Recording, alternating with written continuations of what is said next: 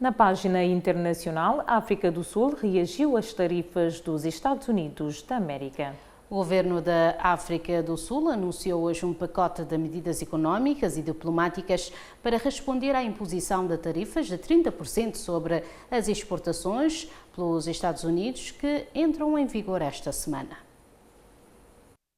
Segundo um comunicado conjunto dos ministros de Relações Internacionais e Cooperação e de Comércio, Indústria e Competição da África do Sul, o país vai continuar a negociar com Washington com a intenção de alcançar um acordo comercial. Ao mesmo tempo, vão diversificar os mercados para outros países e continentes, como a Europa, onde a parceria de comércio e investimento limpo com a União Europeia lançou um pacote de investimento de 90 mil milhões de rands em março passado.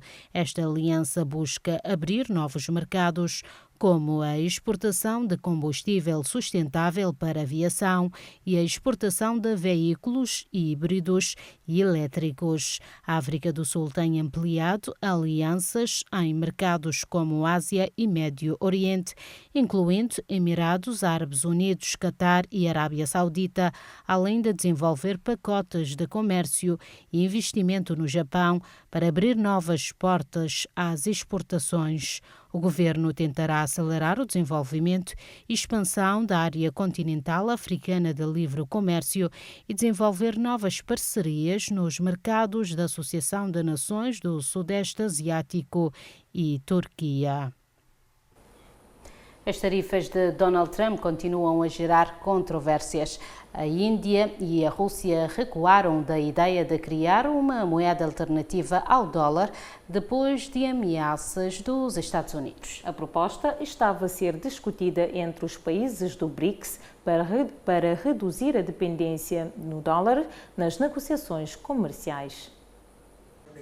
Depois de Donald Trump ameaçar impor novas taxas de importação aos países do BRICS, caso tentem acabar com o uso do dólar nas transações comerciais, a Índia já declarou que não apoia a ideia da criação de uma moeda comum para o bloco econômico.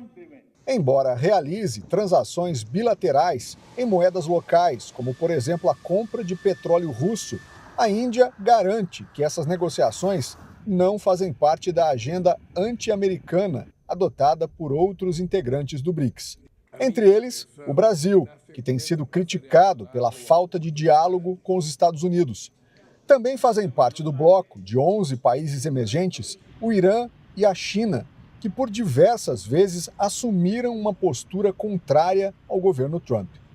Embora os países do BRICS tentem contornar a dominância do dólar nas negociações comerciais, a moeda americana mantém a força e é utilizada em 90% das transações cambiais do mundo.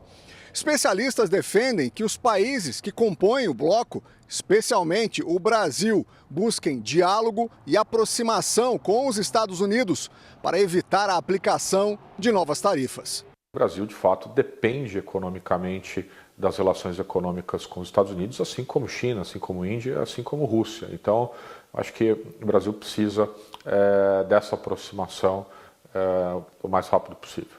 Cabe ao Brasil elaborar uma estratégia, qual é o caminho que ele quer seguir. Você bater de frente com os Estados Unidos hoje é o pior caminho, é o pior cenário para a economia brasileira. O economista diz que a decisão da Índia de agir com equilíbrio demonstra que o país entende que depende dos Estados Unidos para continuar crescendo. Ela tem já acordos bilaterais com os Estados Unidos, ela vem crescendo de forma brutal economicamente e ela não quer passar essa imagem para os americanos de que ela atende ali aos preceitos, aos requisitos do BRICS. Ela não quer perder a oportunidade de desenvolver o seu país e crescer economicamente. E não dá para você crescer hoje economicamente virando as costas para os Estados Unidos. O novo comandante do Exército de Moçambique garantiu que a situação do terrorismo em Cabo Delgado está sob controle. E apesar dos recentes ataques de grupos armados, o comandante diz que há avanços no combate ao terrorismo.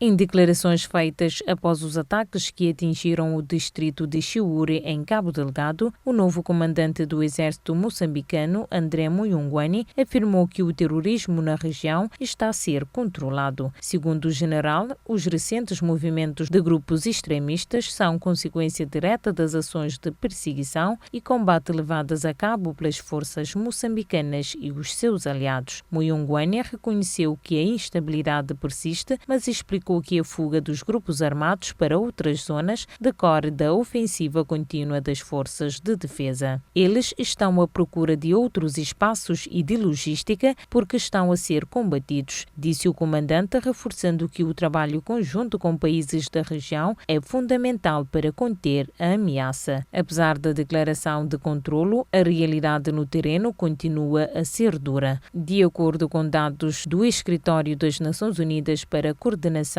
de Assuntos Humanitários, só no mês de junho, 26 civis foram mortos e 47 raptados nos distritos de Macomia, Muidumbe e Meluco. Os últimos ataques em Chiure provocaram a fuga de mais de 11 mil pessoas, agravando a crise humanitária. O comandante admite que o combate ao terrorismo não tem prazo definido e sim é um desafio que exige o reforço da cooperação entre as forças da região. Enquanto isso, as imagens das casas incendiadas, aldeias abandonadas e famílias deslocadas continuam a marcar o cenário dramático em Cabo Delgado, onde a população, mesmo entre balas e perdas, tenta manter a esperança viva.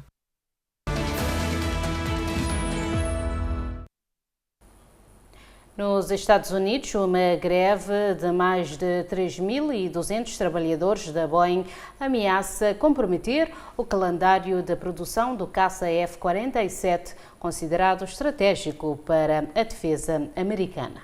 O protesto surge após a rejeição de um acordo laboral com a empresa.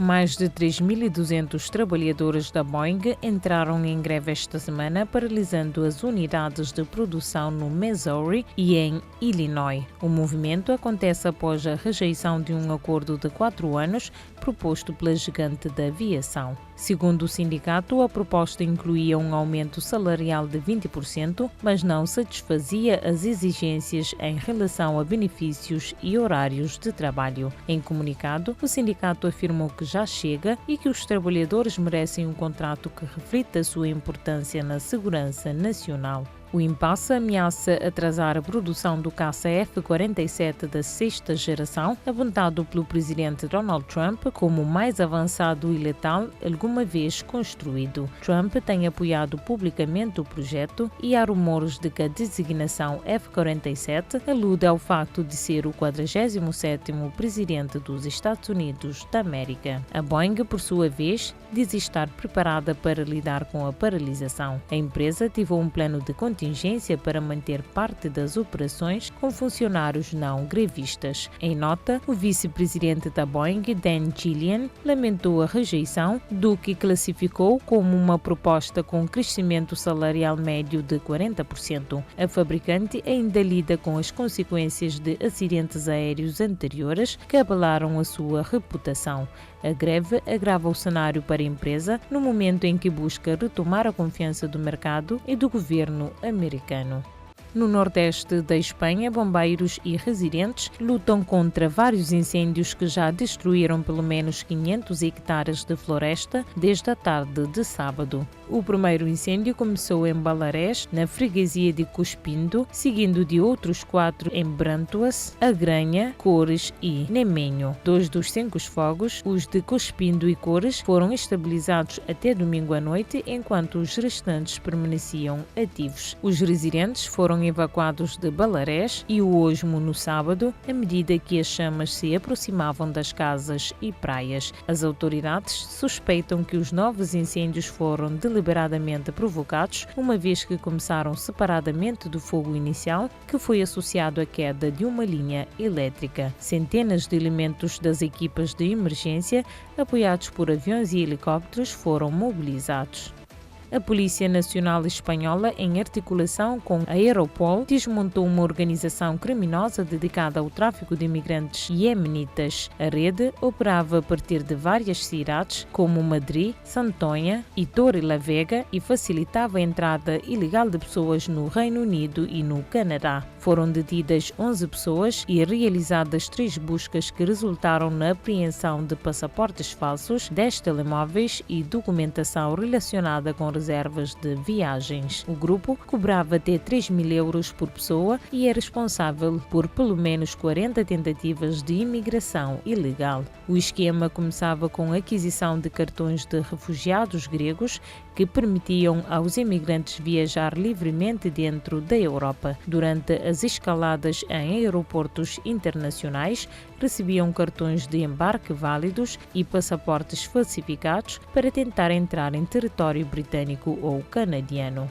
A operação foi desencadeada após uma denúncia da Agência de Serviços de Fronteiras do Canadá, que detectou entradas suspeitas a partir de aeroportos espanhóis. A investigação contou com o apoio de autoridades da Suíça, Finlândia, Alemanha, Irlanda, Áustria e Reino Unido, além de suporte técnico da Europol na análise dos dispositivos apreendidos.